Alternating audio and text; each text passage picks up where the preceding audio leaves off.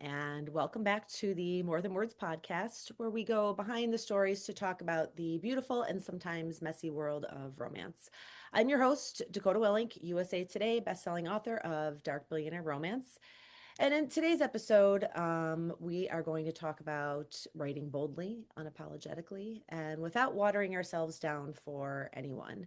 As authors, I feel like that happens a lot, just because, we're trying to figure out where the market is, what's going to sell. Should we chase a trend, or should we, be afraid to push the boundaries, not sure like exactly how far our readers can go? Or sometimes, we just happen to know our moms are going to read our books, so we might not want to like write about something. But anyways, that said, my guest today is actually a woman who understands this philosophy perfectly. Her name is Cassia Quinn. Cassia writes stories about rich bad boys and the heroines who bring them to their knees. Her debut novel, Stolen Vows, released in 2023, and it set the tone for exactly the kind of storytelling that we're talking about here today. I want to talk about all the confident, sexy, and fearless ways we go about our business. So, that said, before I bring her in, I just want to remind everyone to smash the like button because it feeds the algorithm and helps people like you find us a little bit easier. So that said, let's get Cassia and we'll get to it. Hey, Cassia, how are you? Hi there. Doing well. How are you? I'm good. I'm good. It's been a Good. little bit since I've talked to you. You haven't been on like our last like couple of calls. I know it's such a busy time of year. I know, I know. For those listening, we have like an author group and we usually try to like meet once a month. I don't know who started it, you or Lee James, but it's just authors we get together to kind of Yeah, Lee talk did. about what's going on. It was Lee, yeah. Yeah. So yeah, Cassie and I, we actually connected through like a lot of authors connect through conventions. We did like a virtual coaching class, and then we actually met in person at Romance Author Mastermind. That was like that's always like information overload, and I feel like I never get to like talk to people like I want to because I'm so busy like processing like all of the Yeah. things. And there are just so many amazing people there that you meet too. I felt like I didn't really get to a chance to actually talk in length to anybody. That's right. We did have that class though. And I feel like Yeah. the coaching class that we did, I got to know I got to know everybody like so much better than I would have at any sort of convention. And I learned a lot about like you and your writing process and marketing. And what I actually love about you is how you just lean all the way into uh like the way to like chasing your vision. Because you were originally under Cassia Breyer. What was it? Yes, Cassia No, I couldn't Breyer. remember. Yeah, it was your RH. Tell us a little bit about. Actually, no, hang on. Before we get to that part, hang on. I'm jumping right in. Sorry, I'm getting ahead. I always start things out with something that you're loving and you're hating because that's sort of. Okay. We're gonna do that first because that'll let you relax. Everybody seems to they always jump on like really nervous, like there's something to be Yeah. nervous about. So Yeah. Yeah. Okay, so I guess something I'm loving right now. I mean, honestly, right now it's the middle of the holiday season, and I'm one of those people who really like the holiday season. me too. It Me too. is, When this airs, it'll yeah. actually be January, but yeah, I get what you mean. I'm like, yeah, I have 6 trees. I'm crazy. Oh my gosh, that's awesome. Yeah, so I love doing just all the things. I'm gonna bake some cookies next week, and yeah, it's a fun time of year. And so is New Year's. I love that too. Just the January, the new beginning feel, everything all around that. Okay, so what I'm hating right now. Honestly, I would have to say it's just been this entire year of all the new stuff popping up in the publishing industry. Like that's what Like, we're all talking about. Almost every single episode I record, that's what people are talking about. Yeah. yeah, every time I turn around, get on Facebook, it seems like something new has come up, and it's okay, I'm all for adaptability and change and everything like that, but just the it feels like an onslaught this year, just so much stuff. I think it's because sales are down basically for everybody in 2025, and people are they're it's like they're just throwing spaghetti at the wall to see what sticks. So I don't necessarily know if like all the things that we're seeing online are trends or it's just people trying things. So I'm trying to tune out the noise and not chase things because it'll like make me nuts. It's actually part of like one of my like love hate things right now. Like right now, I'm loving the fact that I'm actually writing words. It feels really good, and I can actually close the laptop at the end of the day and feel like satisfied. And that's like a huge, I mean, you've listened to me talk like a lot. Like the writer's block is very like a very real thing with me a lot.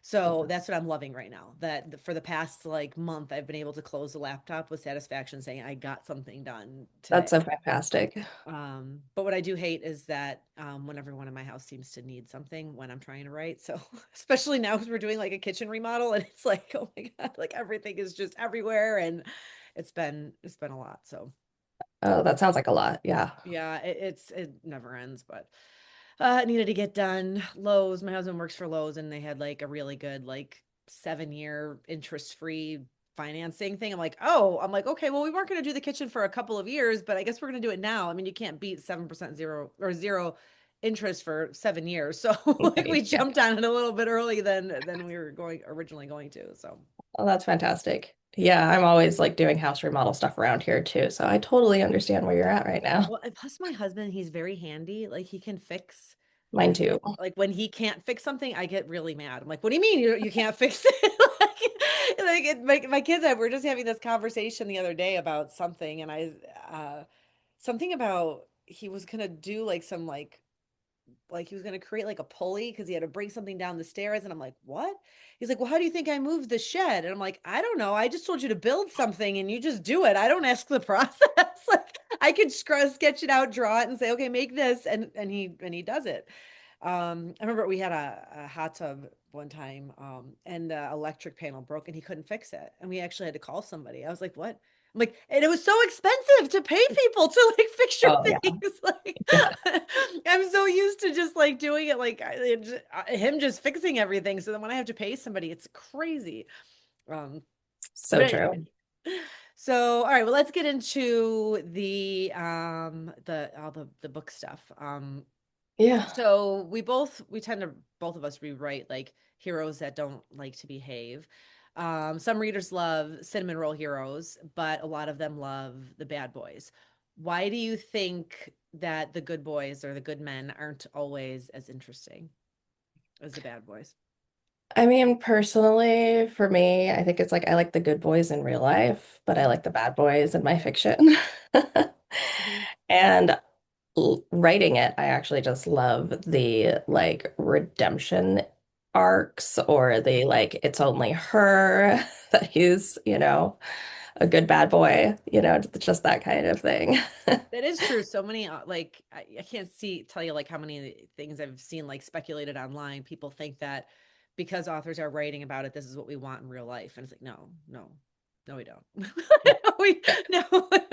If my husband ever told me what to do in real life, we would not be like sleeping in the same bed. Um, Right.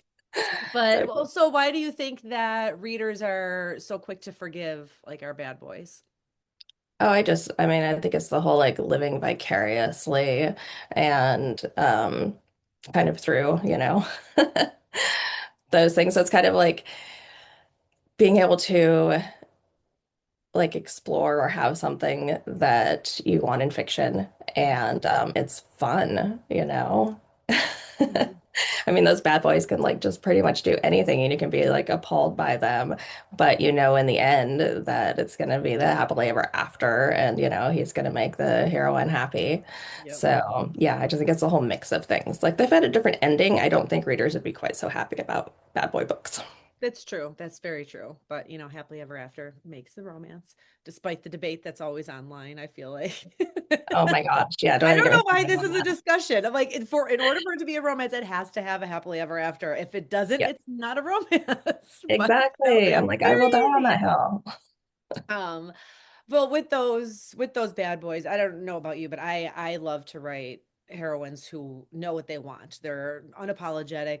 I just feel like that's what I like to read. They kind of resonate with me, and I feel like a lot of like my own personality comes out in my heroines, not on purpose, but usually looking back, like I can see like bits of myself in there.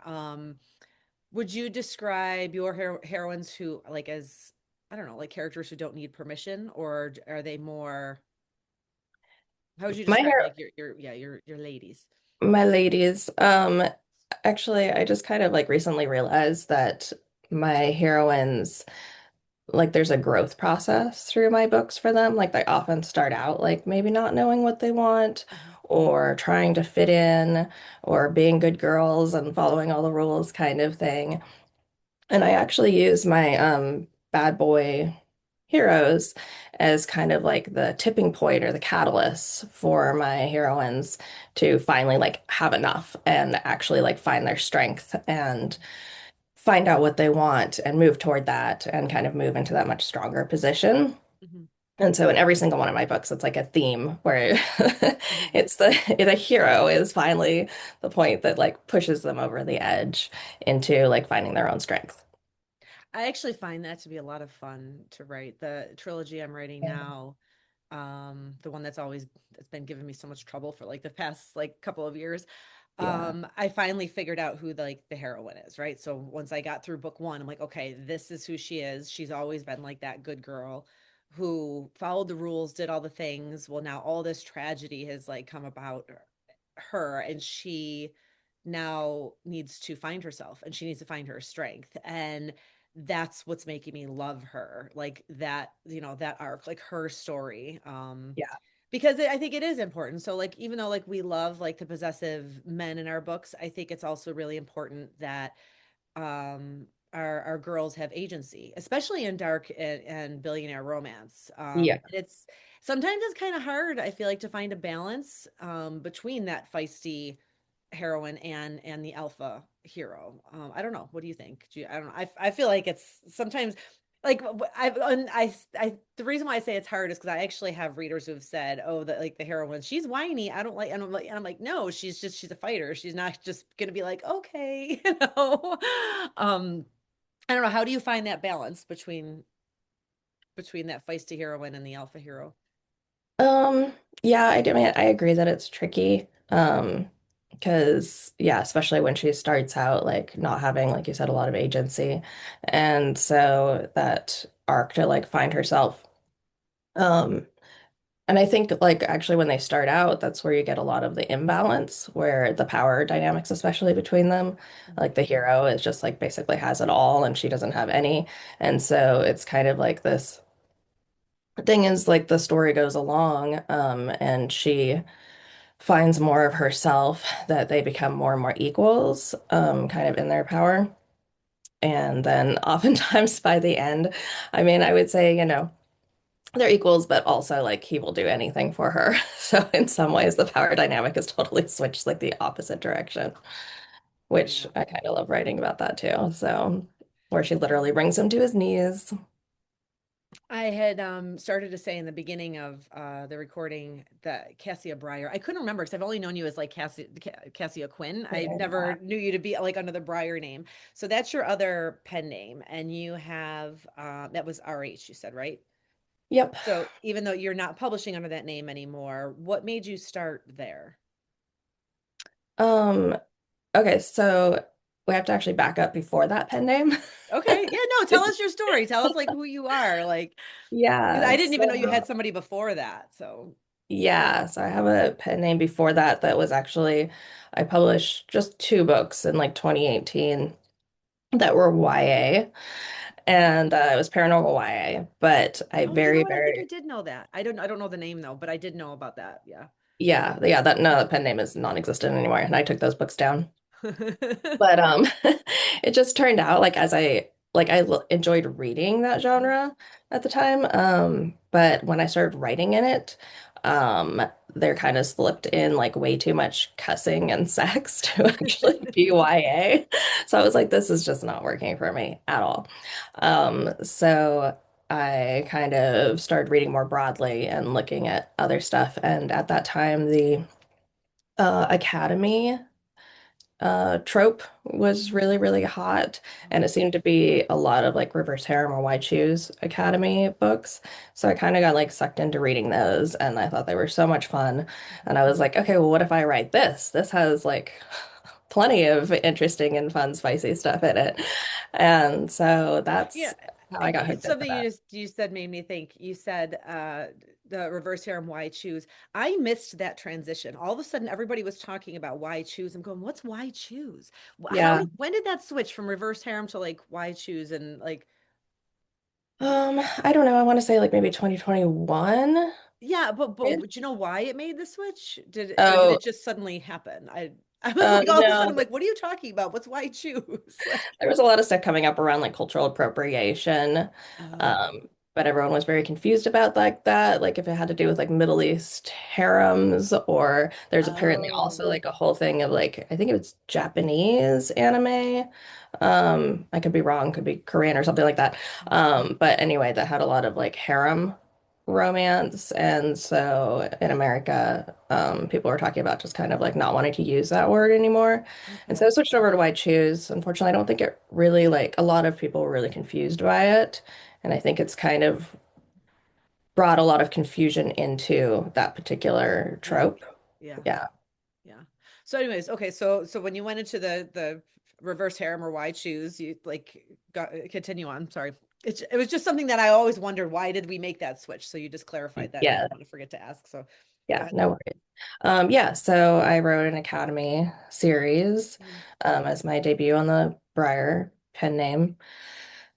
And that actually did pretty well in 2019 and 2020. And I kind of I wrote in that trope until I think 2023.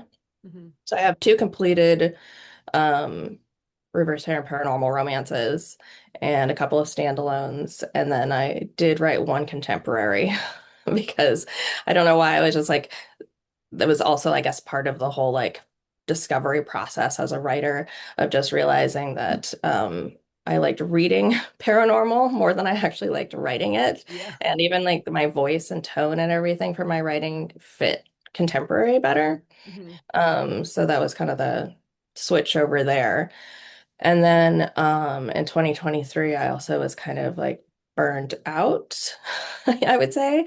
Um, and part of it was just like, I mean, with reverse harem, why choose romance? It's like you're literally talking about instead of having two protagonists, having at least four at a minimum. That's a lot to keep track of. Yeah. Yeah, it's a lot of character to develop, and I love character development. So it's just like, okay, well, you guys all have to be like completely different and have your own arcs and, all of that kind of stuff.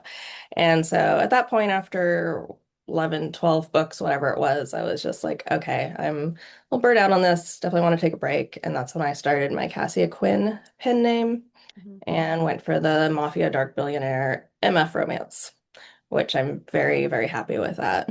Yeah.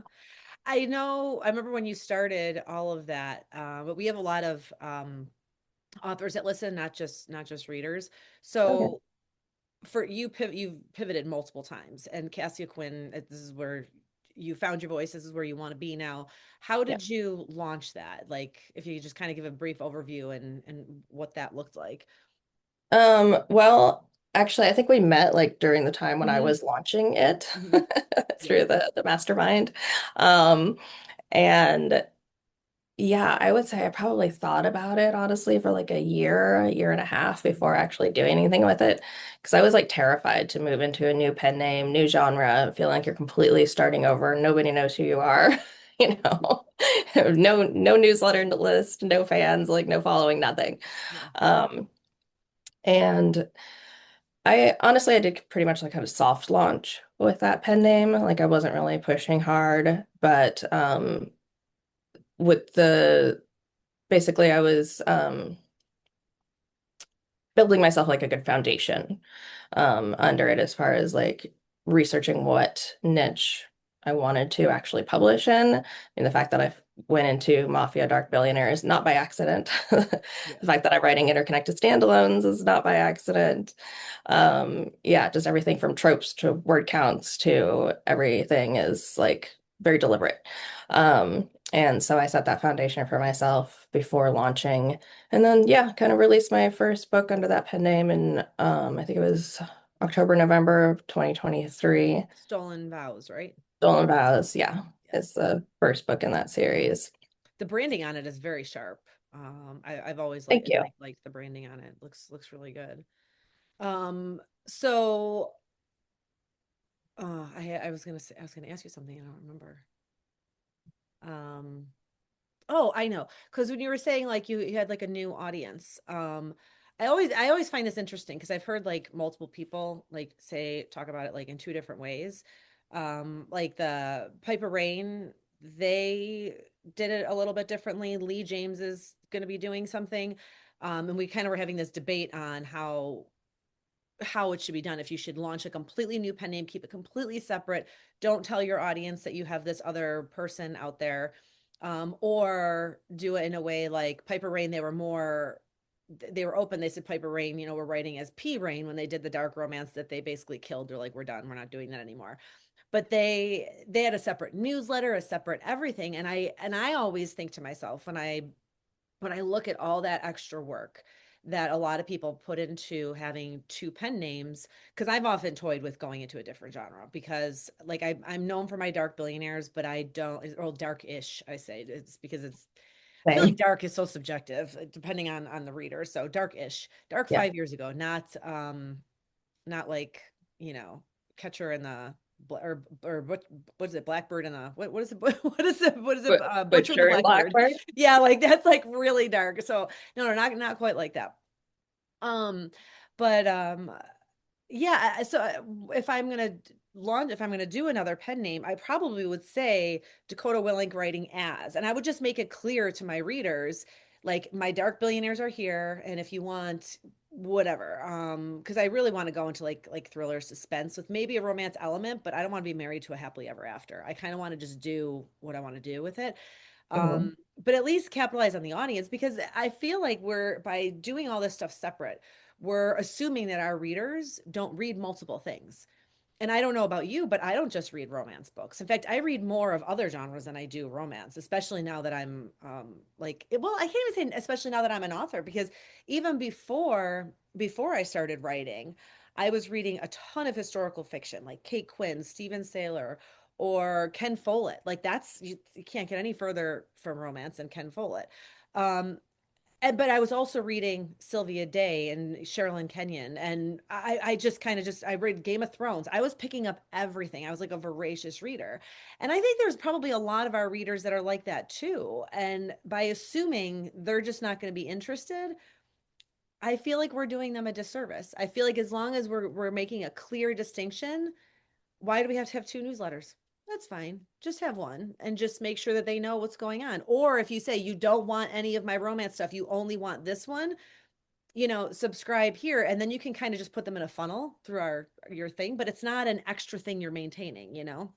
Yeah. I don't know. It was a conversation we were having on our last call that you had, Okay. that you Yeah. missed. And I think it really like depends. Like for example, with mine going from um RH to MF romance. Mhm. So okay, so a few different things actually. So I did research like whether I wanted to start a new pen name or not, and finally decided on it, partly because of the whole like Amazon, also bought algorithm kind of stuff. Oh yeah. I wanted that to be just very clear and True. Yeah. Yeah. and also in some ways it was kind of an experiment. Like, I launched before in 2019, so I was curious, like, okay, what does it look like launching a pen name for the first time, publishing in, 2023, 2024? How is it different? What's the same? So, and I also wanted to test my new genre with my own book Yeah. as far as like, I didn't want to rely on my past audience. I Mhm. wanted to reach new people and see how it was going to do, like, Mhm. on its own, standing on its own. Since though publishing, I have let my RH readers know that I'm writing MF. And so I Mhm. did kind of bring them into that. How did they react? Like how did they do they migrate to your new books, do you know? Or Some of them, yeah, and they were fine with that. The one thing though is a lot of like MF readers don't like RH at yeah, all. Like, they're very much into the, possessive yeah. one male character kind of The thing, touch her which and die trope. Yeah. exactly, Yeah. which is one of my favorites to write. So like Yeah, the and it's me vibes too. between the two pen names that I have are very, very different in that way. Mhm. Um, so I haven't told my MF readers about my RH stuff, partly because of that, like Mhm. a lot of those don't cross that direction, but a lot of RH readers do cross over into reading Yeah. MF. So, but now I'm much more open about it now that I feel like I'm more established in my Quinn pen name, so Yeah. I'm not as worried about it. Yeah. I don't really know like how I will do it. I just know like logically, I just think, how can I do this without making more work for myself? But at the Yeah, same time, every argument that, or not argument, every, counterpoint that you're making, like I completely agree with, especially the Amazon also bots, things like that. yeah, Lee had a lot of points. Piper Rain had a lot of different points when we were talking about it. And it really, I don't really know what the right answer is. I just, like I said, I always find it interesting to see how people view that. I don't know. And I'm just like, we're so busy. So like, we're just yeah. so busy. Why make more work for myself? Totally. And it is Yeah. a lot more work. Yes, having two completely separate pen names Hmm. across everything. So yeah. And I mean, ultimately you have to decide for yourself, like, how much work, Yeah. more work you want to make for yourself and, what works for you. I mean, there are plenty of people who write like all different kinds of subgenres and they just make sure their branding is very clear between their different, books Yeah. or series and keep it all under one name. So yeah, they don't really care about the algorithms on Amazon. Yeah, I feel like that's probably the direction I'm going to go, is just make sure the branding is very like very distinct, very different, so people know they don't accidentally. Also change the pen name in some way or another, like, different first name or just D Willink or something like that. So there's something that's very like defined. Mhm. Um, Only because I'm lazy and I don't want to do more work, more admin stuff. I have enough admin stuff to do. So, Right. well, how do you know? So, given like what we're talking about here, so you've got your reader expectations versus like your instincts. When do you listen? When do you think you should be listening to readers, and when do you think you should not listen to them? When like and just do what you think is better? Because readers have a lot of opinions about what we should be doing, but it They because do. they don't know necessarily like the business end of it. So I'm curious as how you choose to listen and when not to. I mean, I guess I take it in the same way that I take kind of like beta reader feedback or even editor comments, Yeah. where it's like, okay, I'll take that into consideration, but ultimately I'm going to go with whatever I think is, best for me in my career. So, yeah, I'm kind of like definitely my own um judgments, I guess I rely on. Yeah. Yeah. Yeah, I mean, I always welcome the feedback because sometimes it like makes my mind go in another direction, like it makes me think about something that I didn't think of. Mhm. And it might even just spark a completely different idea that goes in a new direction altogether. But yeah, I agree. I feel like my instinct tends to really rule everything. Yeah. And Yeah. it might, my, idea or something or stance on it may like adjust slightly depending on the feedback that I get. But yeah, ultimately I'm not gonna, jump around to whatever readers are like this thing, that thing, that thing, that thing. And it's like, okay, no. So okay, so you said so when you moved to contemporary, that's better with your voice. That's where you wanted to be. It was a better fit for you. So that wasn't about chasing a trend. That was just what was correct. That was just the right thing for you personally. Yeah. And actually going into dark billionaire romance, I was specifically looking for like an evergreen kind of trope. Hmm. And I think Mafia is kind of there now too. They're so close to each other in so many ways. Yeah. So yeah, no, I'm not chasing trends in that way. There might be some small stuff that I do, but really I just want something that's gonna like last for a long time that people kind of keep coming back to and keep enjoying over and over again.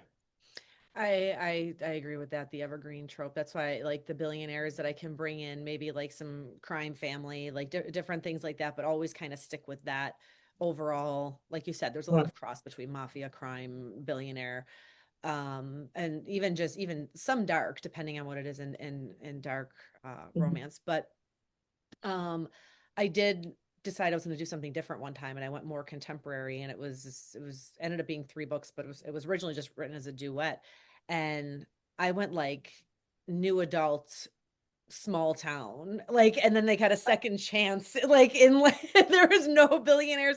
I mean, readers like it, they love it, but it's not my core audience. And that's when I was like, okay, I have to stay in a lane, or so I'm just Dakota Willink is always going to be dark billionaire-ish, like depend, in something in that world in some way or another, where if I'm going to spin off and do something different, it's going to be under a different name. It's going to have to be. I'm not going to rebrand those other books because I just don't think that would make a whole lot of sense. Not rebrand them under a different pen name, because, like I said, the readers still do like them, and they're very recognizable as Dakota Willink books. But it was a lesson learned that like it was a very different audience than what I had already established. So um, yeah, so yeah, trends. I'm not really a trend chaser. It's more, God, if I had to do that, I would never write because I feel like I don't write fast enough to chase the trend because like this might be popular Same. right now, but it'll take me about a year to write it. So Right. um, Yeah, but by the time you write the hockey book, it'll be like, okay, hoky's in the past. I know, right? I'm like, can I The write a way I feel billionaire about it too. hockey player? And I'm like, no, by the time I do it, it's forget it. It'll be done. Actually, that hockey trope lasted longer than I thought it would, to be honest with you. I mean, Yeah, it's still popular. I didn't think it's it was still gonna going. be last quite this long. Um, so your latest release is Corrupt Promises. Mhm. Tell us about that. So that's book 4 in my series of interconnected standalones. Mhm. And it ended up being a much larger book than the other Always the ones way. previously. Well, it also like spans 4 years because I actually took a couple that you meet in book 1 that are already married. Hmm. And so they get to go through the whole like marriage and crisis thing, which was a trope I really wanted to write. Hmm. And people kept like asking for that couple, like for the from the first 3 books. I was like, okay, here you go. But it's gonna be a long, a Yeah. long, hard road. And it's yeah, a little over 100,000 words, which like the rest of them are like 70, 80,000. So Yeah. yeah. But I the marriage and crisis, that's actually when I'm done with this trilogy, that's what's coming next. I haven't actually like revealed this to like readers yet, but this is something they've been asking for a long time, so they have to know. So I guess they're gonna know now because now we're talking about it. yeah. So my Stone series readers that like they know that like they've followed along Allie and Mateo, their side characters in that 5 book saga, and everyone wants their story. Everybody's been asking for their story forever. So that is next on deck.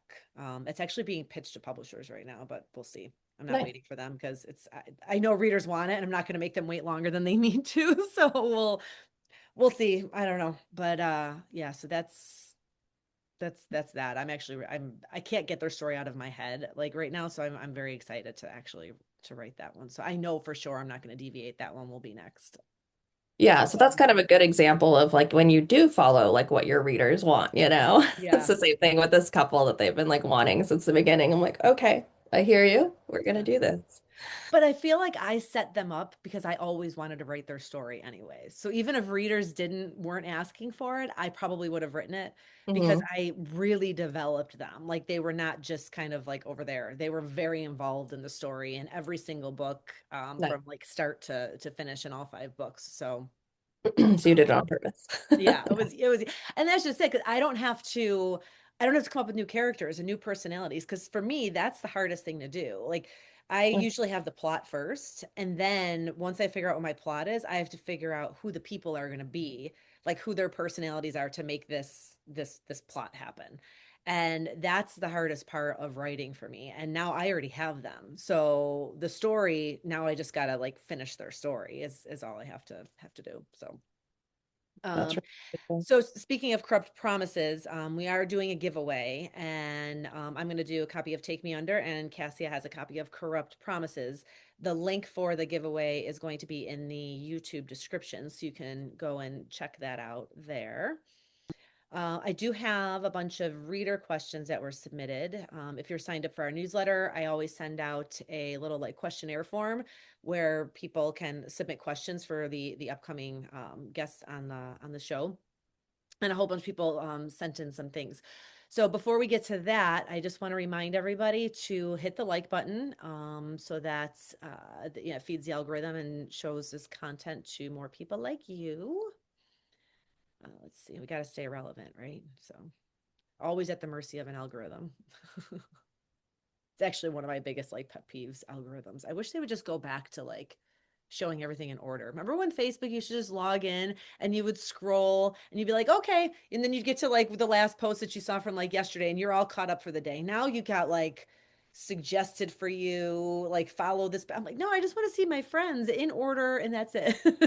But Yeah, I think my anyways, Facebook feed like has a split personality these days because yeah. it's like some days it will show me like all of my author friend stuff, and then some days it will show me all of the home improvement channels that I follow, and it's like they won't mix with each other. I'm just like, well, what is going on? Well, they finally put a little button on the bottom, which I always forget to go back to like click on it because when it automatically your feed defaults to like a few of your friends' posts, and then it's all like you said, the home improvement channels and things like that. Right. But then That there's makes also the little people button on the bottom. If you click on that, it does filter it so it's only friends, and then maybe like some ads mixed in, which that's kind of nice. I'm kind of glad they did that. But nothing is out of order. I click on that, and it's a post from 6 days ago, and I missed the post that was made like an hour ago. So it's I don't know.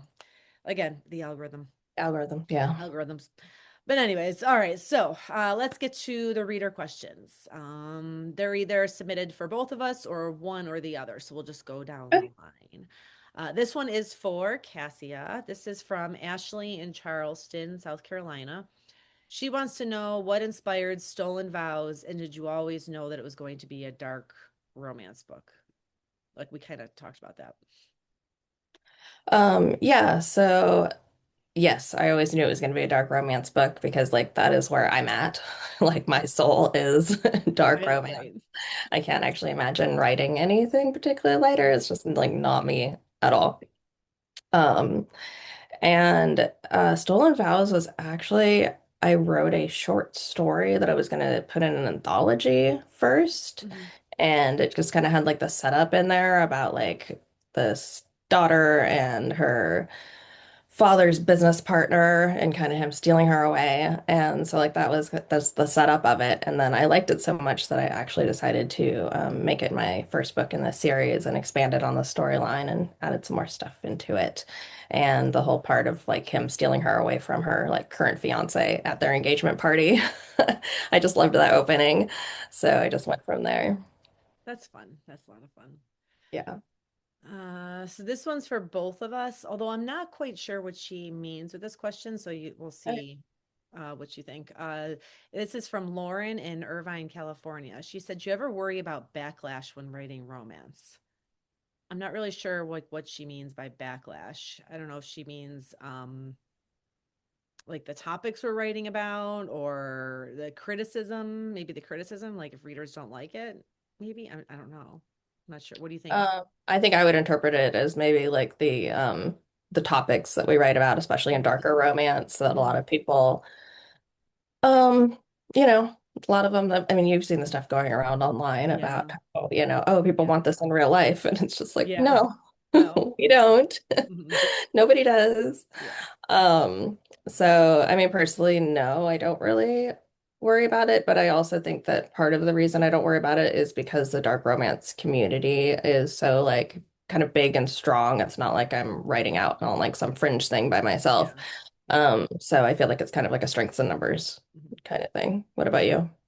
Yeah, I mean, if that's the case, I don't really worry about that. There are some times where I worry, I look back at like um past books that I've written. So like just example, not to get in the weeds and anything. Like I wrote the Stone Saga that the heroine at the time Like nobody drove a Tesla. It was like this is back in 2015, right? Nobody drove a Tesla. It was like the car everybody wanted. I wanted. It was like it was a very expensive car. They didn't have the cheaper model. Well, so of course, I this fancy newfangled contraption I gave to my billionaire. It is written about many times in 5 books. To change it after a certain person did some stuff, bad stuff, over the past year, it would have taken so much work. And I am just waiting for someone to come at me, like who's not looking at the date of when the books were published. So that's the sort of thing that I worry about is like and I learned a hard lesson to not use like just make up a fake car.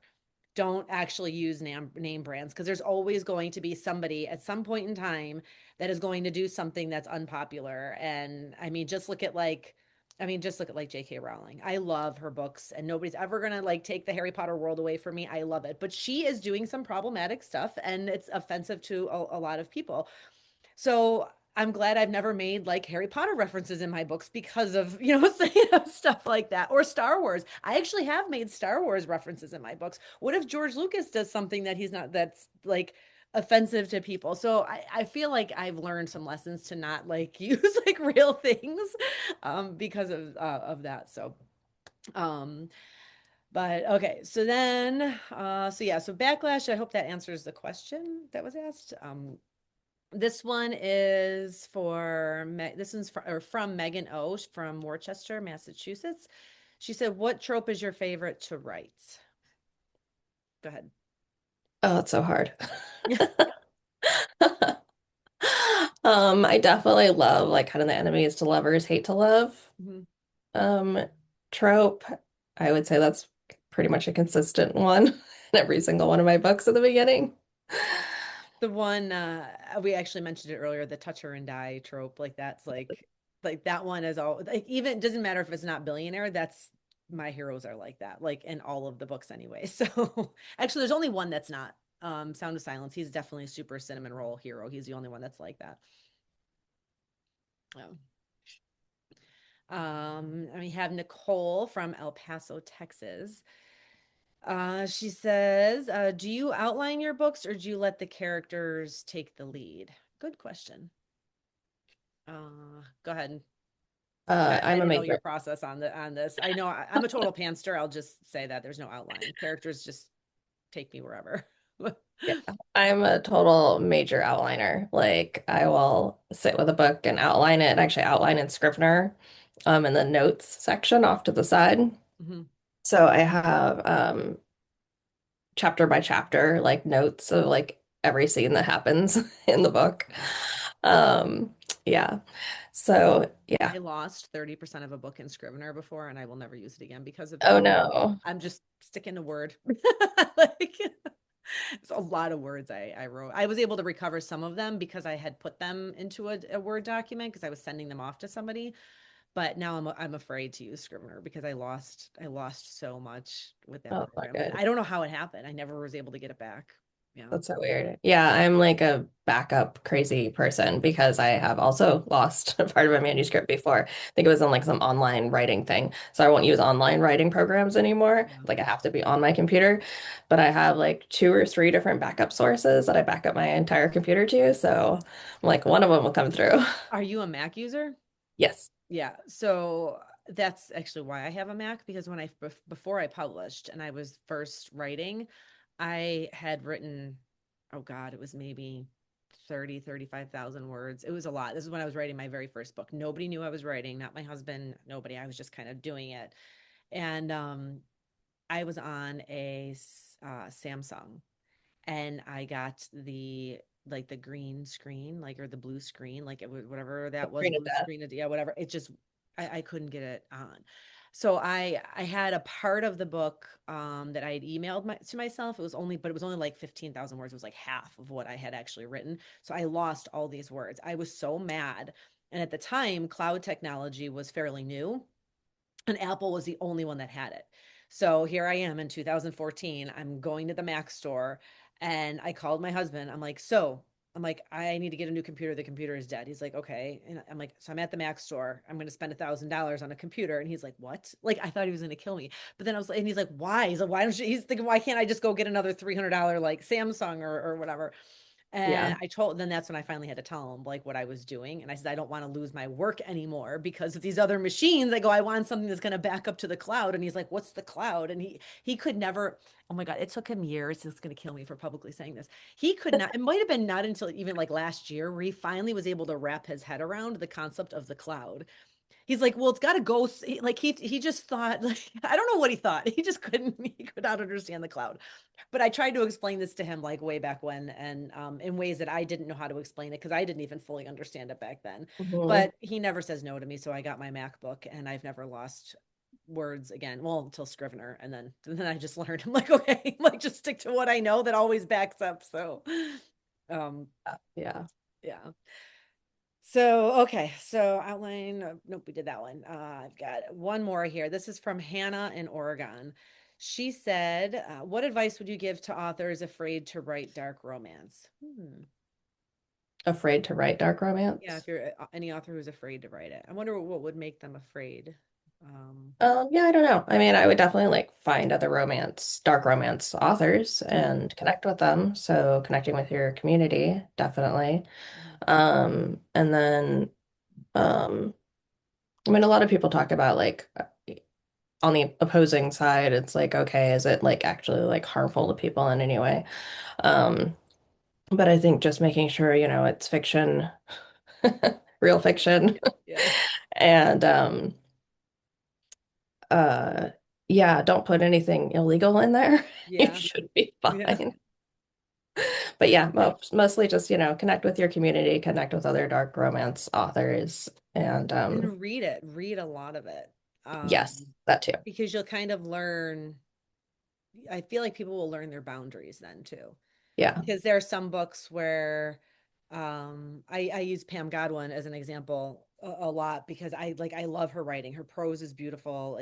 Like Dark Notes is like probably one of my favorite. It's a teacher student dark romance.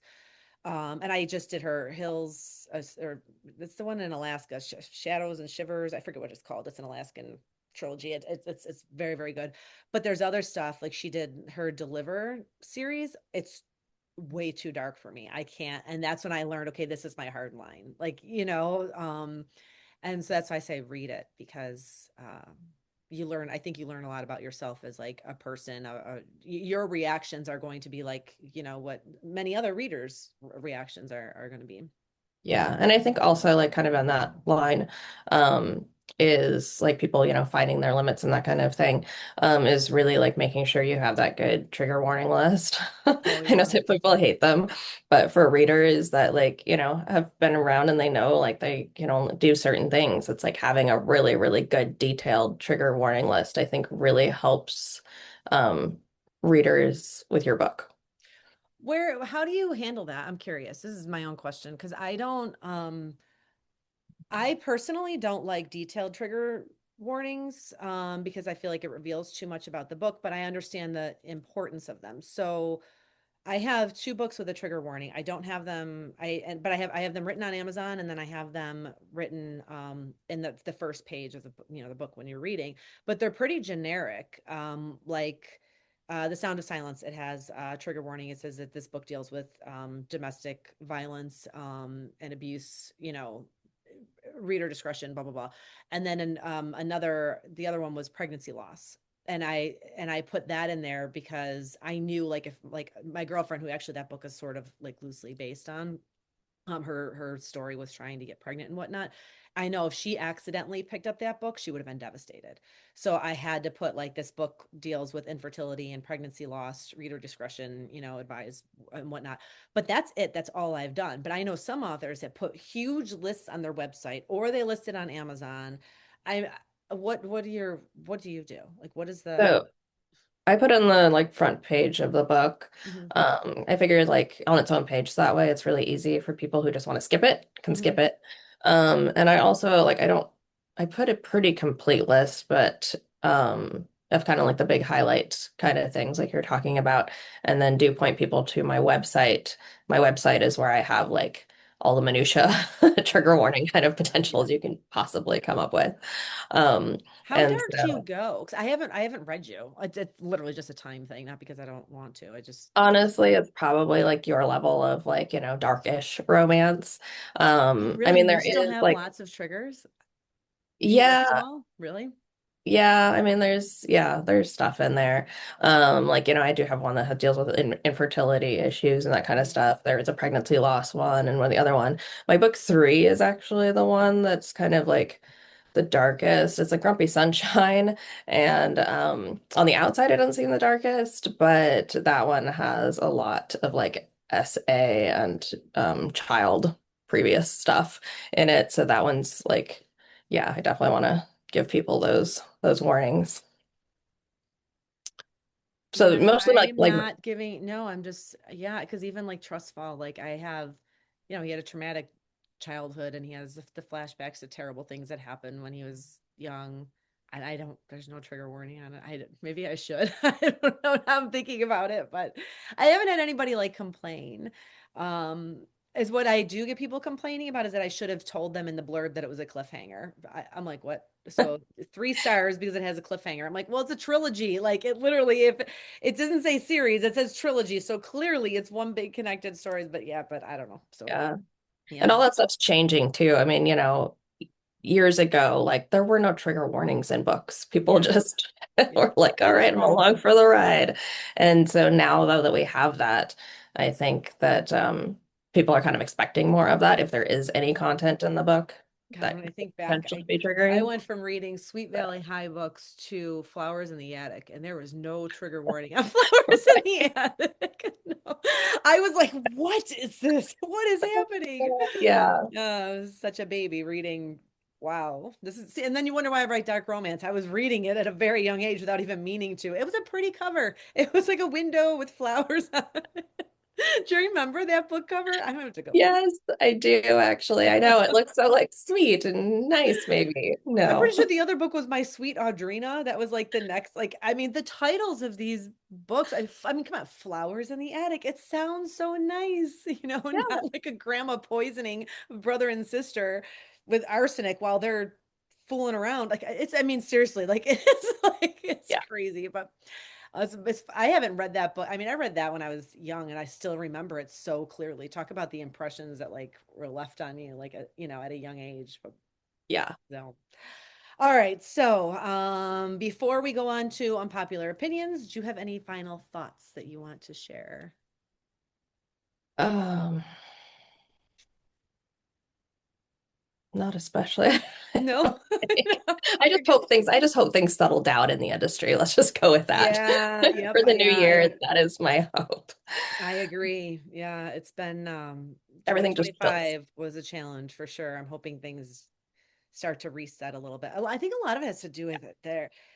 These between Amazon and Facebook, which authors rely on so much, they are leaning so heavy into AI, and AI is just not getting it right. And I truly believe that that's what's hurting us. I yeah, think it's screwing up the algorithms. It's feeding the wrong books to readers.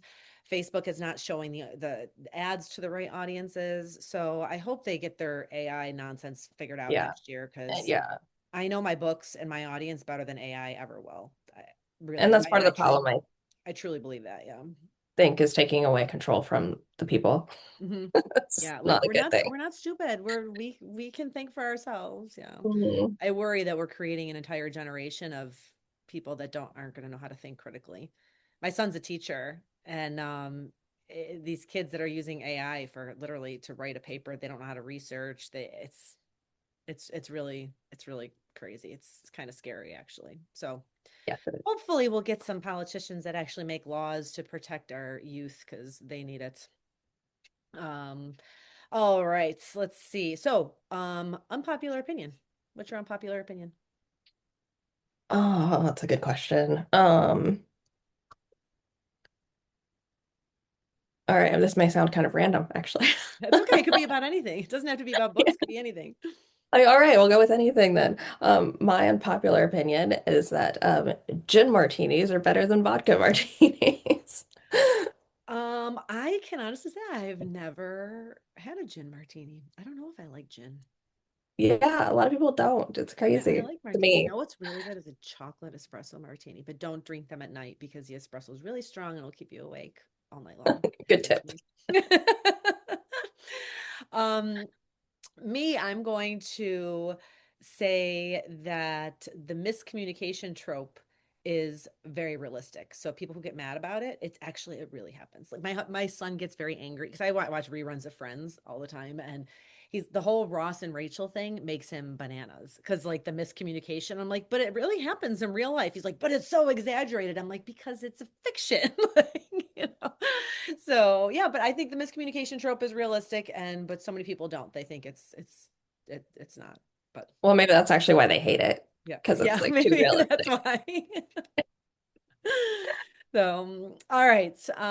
Cassia, I do want to thank you so much for joining me today and getting to talk with you about, our bold and sexy romance and our heroes, dark heroes.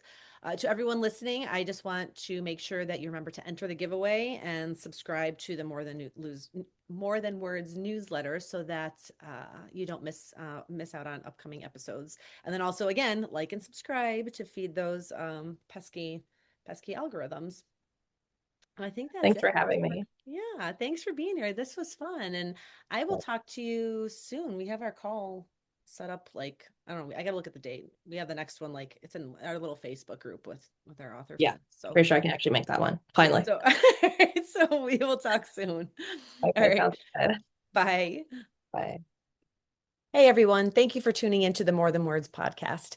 If you enjoyed this episode, please hit the like button and consider sharing it with your friends so more people can find us. The more people we have listening, the more fun we can have on our shows. And most of all, I want to thank you from the bottom of my heart for supporting authors everywhere. Thanks and happy reading.